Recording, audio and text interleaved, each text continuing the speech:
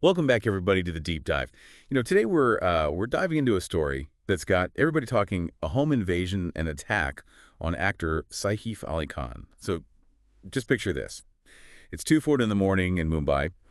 Saif and his family are asleep in their apartment in Bandra West, when all of a sudden an intruder breaks in. We've got a whole bunch of news articles here, each telling a different part of the story.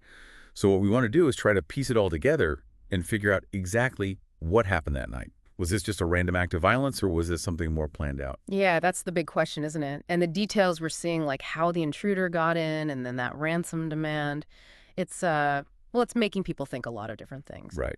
So let's start with Saif Ali Khan. I mean, he's a huge name in Bollywood, married to actress Kareena Kapoor Khan. They've got two little kids and live in what you'd think is a pretty safe building in Mumbai. Oh yeah, a multi-floor apartment in Bandra West, not an easy place to break into. That's what makes how he got in so interesting. Some reports say he might have used a fire escape, others say maybe somebody who worked for the family let him in. Oh, so maybe it was an inside job. That's what the police are going to be looking into. I mean, think about it. If it wasn't a forced entry, then this guy had to know his way around the place. You know, the security, the family's routines, maybe even. So walk us through what happened that night, the actual confrontation. Well, it seems the housekeeper, Eliama Philippepes, she was the first one to see the intruder, and she was brave enough to sound the alarm, even though she got hurt herself. I mean, can you imagine waking up in the middle of the night and there's an intruder? Scary stuff. So Saif hears all this and confronts the intruder, who we know had a knife. Yeah, a real scary thought. It Yeah. sounds like there was a struggle, Sahif trying to protect his family. And then it gets even weirder. This guy not only breaks in, he demands a ransom. 1 crore rupees from the staff. That detail, that's what stands out. 1 crore rupees is a lot of money. It makes you think this wasn't just some random robbery. Asking for that kind of money from the staff instead of Saif himself, that's really strange. So are we thinking this was planned? Maybe someone had it out for Saif or wanted to send a message? It's possible. Hmm. Let's think about ransom demands for a minute. The amount they ask for can tell you something. 1 crore rupees, that's a serious amount. But it's not totally out there. You Yeah. gotta wonder if this guy knew about Saif's finances or if he was just trying to get as much as he could. Okay, so we've got a famous actor, a mysterious break in a fight, and a big ransom demand. What happened next? Saif's son Ibrahim, he acted fast and got Saif to Lilavati Hospital in an auto rickshaw. Their car wasn't available at that hour. Can you picture it, a Bollywood star seriously hurt racing through the streets of Mumbai in an auto? It's kind of crazy when you think about the kind of life these celebrities live. And these weren't minor injuries either. 6 stab wounds, 2 deep cuts in his back, one really close to his spine. He needed multiple surgeries. Those injuries tell you how violent this attack was. This wasn't just a quick scuffle, this guy wanted to hurt him. Thankfully, it looks like Saif is going to be okay. He's recovering. But you have to think about the mental impact this will have, the trauma. You know, his whole family was home asleep when this happened. That feeling of safety being shattered like that, it's got to be tough to deal with. It makes you wonder about the impact on the whole family. Yeah. They were all there right when it happened. To have your home invaded like that. And this whole thing has sparked a lot of reactions. Fans sending well wishes, politicians arguing about safety in Mumbai. This story has touched a nerve. It's making people question how safe we are, whether you're famous or not. It's kind of crazy how everyone's reacting, right? This whole case has become a really big deal. Yeah, totally. Saif Ali Khan's attack, it didn't happen out of nowhere. People are already worried about safety, especially in a huge city like Mumbai. Like, I was reading that politicians like Prakash Javadekar and Devendra Fadnavis, they're using this to criticize the government, saying, look, even famous people aren't safe. What does that tell you about how things are in Mumbai? Exactly. And it's not just politicians. Think about the other actors and directors. They're all pretty shaken up too.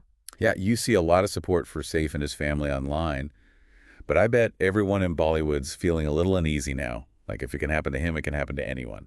Definitely. Yeah. It makes you wonder, are those fancy neighborhoods really as safe as they seem? I mean, this isn't the first time something like this has happened in Mumbai. Yeah. No? We've seen it before with other celebrities, politicians, business people. It all points to this question, are these safe zones really so safe? Are they getting complacent? Maybe they're too focused on the old ways of doing security, like high walls and guards, and not paying attention to new threats.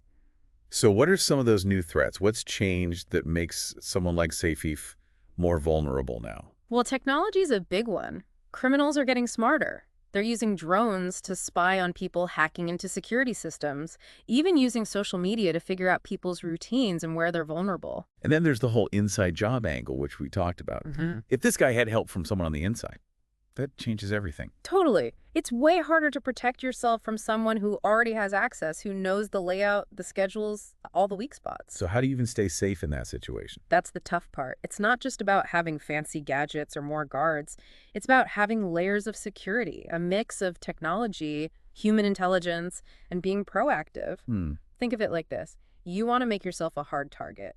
Be aware of your surroundings, careful about what you share online, and have a plan just in case something happens. It's about being smart without living in fear. Exactly. And for someone in the public eye like Saif, it's even trickier. They want to live a normal life, connect with their fans, but also stay safe. Let's go back to that ransom demand for a minute. 1 crore rupees. That's a huge amount of money. Why do you think he asked for that? Well, at first glance, it seems like simple extortion. You see a rich person and try to get money from them. But there could be other reasons, too. Some experts think it could be what they call symbolic extortion, where the amount isn't as important as the act of demanding it. What do you mean? Like, what would the message be? It could be anything, really. A warning, a threat, even revenge. We know Saif has been involved in some controversies. Could this be someone trying to get back at him? That's definitely getting into speculation territory. But it's interesting to think about why target Saif? Why that night? Why ask for that specific amount?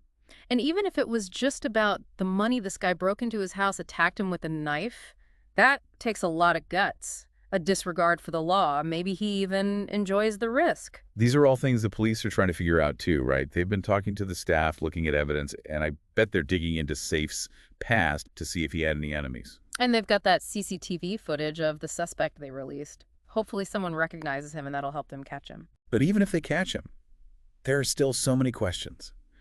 Why Saif? Why that night? Why the ransom? It could take a long time to figure it all out. It's like there are different layers to this whole thing. You have the break-in, the attack, the investigation, but then there's this deeper level, the psychology of the intruder, what his motives were, how this has affected everyone, and what it says about how safe we all are. We're going to take a quick. You know, something else that's been on my mind with all this is the media and how they're covering it. Yeah, it's everywhere, right? Every little detail, every theory, every reaction, it's all over the news. And that's where things get a little tricky. I mean, on one hand, this kind of attention can be a good thing. It keeps the pressure on the police to solve the case. And sometimes people see things on the news and call in with tips, like with that CCTV footage. But it can also get out of control, right? Exactly. They can make it all about the celebrity drama instead of focusing on the fact that a crime happened. And then there's Saif and his family. They're going through something really hard and seeing their lives all over the news. Every rumor and speculation, it can't be easy. It's a good reminder that even if you're famous, you still deserve privacy, especially when you've been through something like this. Totally. It's a tough job for journalists. How do you report on a big case like this without making it all sensationalized? How do you keep people informed without making them scared? It feels like stuff like this always plays on people's fears, right? It blows things out of proportion. You're right. That's why good reporting is so important. It's about giving people the facts, not just the hype, and avoiding stereotypes that can lead to more fear and distrust. So putting aside the media and the politics, what are the big lessons we can learn from all this? What can we all take away from what happened to Saif Ali Khan? I think it's a wake-up call for all of us to think about security, not just celebrities. It can happen anywhere, anytime, and being prepared mentally and practically can make a huge difference. What do you mean by being prepared? Be aware of your surroundings, make sure your home is secure, have a plan in case of emergency, and maybe, most importantly, be careful about what you share online. These days, it's easy to accidentally give away information about where you are, what you do, who you are.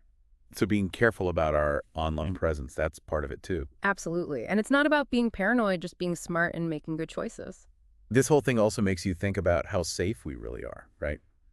If it can happen to Saif Ali Khan with all his money and security, it can happen to anyone. It can make people lose faith in the police and the whole system that's supposed to keep us safe.